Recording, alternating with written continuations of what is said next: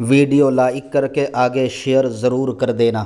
قرآن کی اہمیت کی وجہ سے، قرآن دیکھو کتنی عظیم کتاب ہے، قرآن کی اہمیت کی وجہ سے اللہ نے ہر فرشتے کو بھی قرآن پڑھنے کی اجازت نہیں دی۔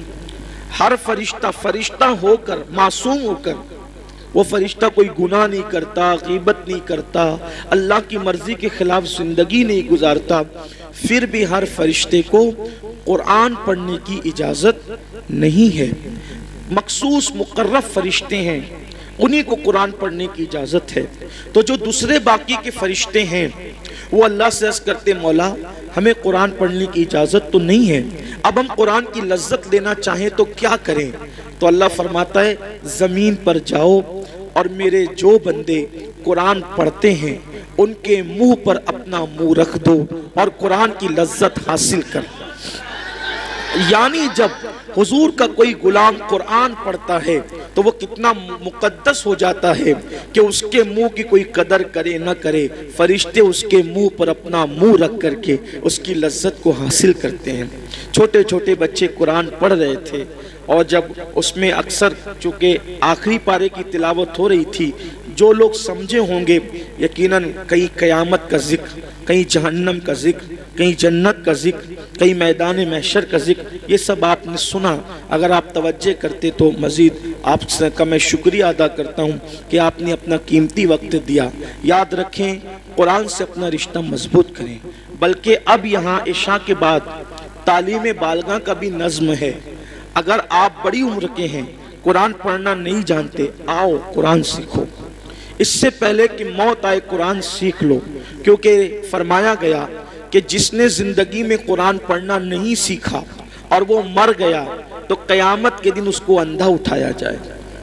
قیامت میں وہ اندھا، اس لیے ہر مسلمان پر لازم ہے کہ وہ قرآن پڑھنا سیکھے۔ ہم اگر 24 گھنٹے میں صرف 1 گھنٹہ دیتے ہیں قرآن سیکھنے کے لیے تو یقین جانیں کہ آپ قرآن چند مہینوں میں اور 4-5 پارے آپ اچھے استاد سے پڑھنا اگر سیکھ گئے تو انشاءاللہ تبارک و تعالی آپ خود بخود قرآن پڑھ لیں گے۔ اور قرآن پڑھنے کی عادت ڈالیے۔ آج لوگ کہتے ہیں مصیبت میں ہے، بلاؤں میں ہے، پریشانیوں میں ہے، قرآن پڑھیے۔ قرآن کی برکت سے ساری مشکلیں آسان ہوگی۔ اللہ کی کتاب سے بڑی کوئی کتاب نہیں ہے۔ ایک صحابی ہے رضی اللہ تعالیٰ عنہ، ان کا نام ہے حضرت سیدنا اسید ابن حضیر رضی اللہ تعالیٰ۔ یہ صحابی حضرت اسید ابن حضیر رضی اللہ تعالیٰ عنہ، یہ رہتے تھے مدینہ منورہ سے یعنی کہ کنارے کی بستی میں، کھیت دیہات کے علاقے میں رہتے تھے وہ، اور حضور علیہ السلام سے کبھی کبھار ملنے کے لیے آتے تھے۔ اب صحابہ کی عادت تھی کہ صحابہ اکثر رات کو قرآن شریف پڑھتے تھے۔ اگر میری بہنیں بھی سن رہی ہیں، اگر آپ اکیلے میں جب سب سو جائیں اس وقت آپ قرآن پڑھیں گے نا تو دن میں قرآن کی لذت الگ ہے اور رات میں قرآن کی لذت الگ ہے، اور جب آدھی رات گزر جائے تو قرآن کی لذت الگ ہے۔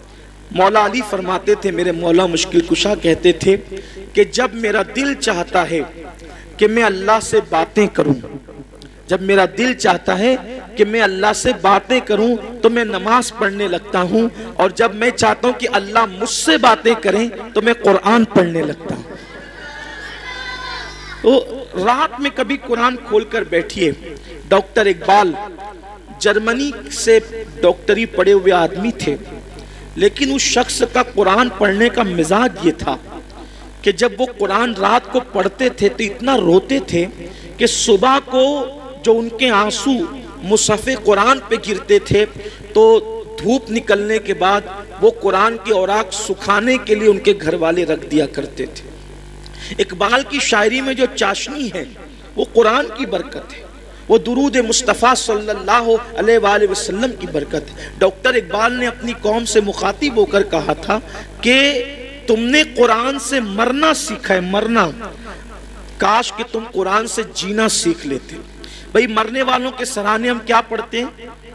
سورہ یاسین پڑھتے ہیں، اور عقیدہ کیا ہے؟ حدیث بھی ہے کہ جو شخص سکرات والوں کے پاس قرآن پڑھے گا تو موت کی تکلیف آسان ہو جائے گی۔ تو جس قرآن کی برکت سے موت کی تکلیف آسان ہو سکتی ہے، کیا اس قرآن کی برکت سے زندگیوں کی تکلیفیں آسان نہیں ہو سکتی؟ موت کی تکلیف مشکل ہے یا زندگی کی تکلیف مشکل ہے؟ موت کی تکلیف زیادہ ہے، زندگی کی تکلیف کی کوئی حیثیت نہیں ہے۔ تو فرمایا کہ اقبال کہتے ہیں کہ تم نے قرآن سے مرنا سیکھا، تم قرآن سے جینا سیکھو، قرآن اپنی زندگی میں شامل کرو۔ تو صحابہ کی عادت تھی، قرآن پڑھتے تھے۔ مولانا نے ابھی مفتی صاحب نے موبائل کا ذکر کیا، موبائل ایسا گھس گیا یہ ظالم ہماری زندگی میں کہ اس سے کوئی بچا نہیں۔ جیسے پیسے سے کوئی نہ بچ سکا، اب پیسے کے بعد دوسری مقبول چیز یہ ہے، موبائل سے کوئی نہیں۔ کیا پنڈت، کیا مولوی، کیا امام، کیا لیڈر، کیا امیر، کیا غریب، کیا بوڑھا، کیا بچہ، سبھی اس میں مبتلا ہو گئے۔ ادھر سے گھنٹی بجی ٹن، ادھر سے نکال کر کے دیکھا کس کا میسج ہے نا، بے چین ہو جاتا ہے آدمی، کس کا میسج ہے؟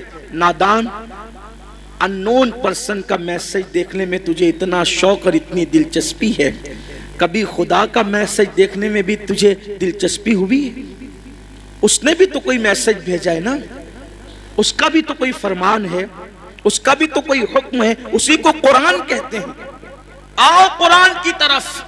اللہ کے رسول صلی اللہ علیہ وآلہ وسلم نے حجۃ الوداع کے موقع پہ فرمایا تھا کہ میں تم میں دو بھاری چیزیں چھوڑ کر جا رہا ہوں اور دونوں کا دامن مضبوطی سے پکڑے رہنا، تم کبھی گمراہ نہیں ہو سکو گے۔ فرمایا تھا ایک اللہ کی کتاب ہے اور دوسری میری اہل بیت ہے، اور یہ بھی فرمایا تھا، یہ بھی کہا تھا کہ یہ دونوں کبھی جدا نہیں ہوں گے حتیٰ کہ حوض کوثر پر مجھ سے آ کر ملاقات کریں گے۔ امام حسین نے کربلا میں بتا دیا کہ نانا کے فرمان کی حقانیت کیا ہے۔ فرمایا کبھی جدا نہیں ہوں گے۔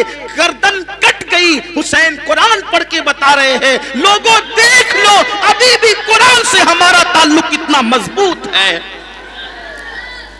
جان سے ہمارا تعلق کٹ چکا ہے لیکن قرآن سے ہمارا تعلق اب بھی باقی ہے۔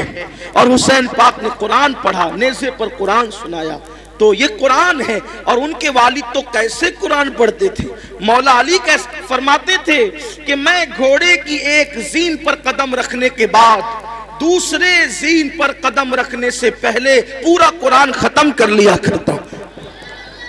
ابھی لوگ تامک توئیاں کر رہے ہیں کہ یہ کیسے ہو سکتا ہے۔ فرمان پر سب کا یقین ہے، فرمان پر سب کا یقین ہے کہ مولا علی نے کہا گھوڑے کی ایک زین پر قدم رکھنے کے بعد دوسرے پر قدم رکھنے سے پہلے پورا قرآن ختم کر لیتا ہوں۔ کیسے؟